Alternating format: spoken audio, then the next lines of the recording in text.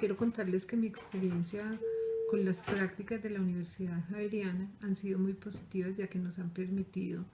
hacer un proceso un poco lento pero firme de la recolección de la documentación de la Fundación en todos sus 15 años de historia y con la elaboración de procesos para que todas las funciones de la organización estén documentadas con sus debidos procesos, sus formatos, y cada empleado sea persona de sus responsabilidades. Respecto a la práctica de este semestre, pudimos llegar a una autoevaluación ya con la revisión puntual de cada cargo, qué procesos se está aplicando, qué partes del proceso está aplicando y evaluando los registros.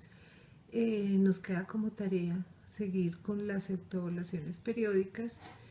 e implementar el comité de calidad, que por falta de una persona externa con tiempo disponible en el día no fue posible instalarlo,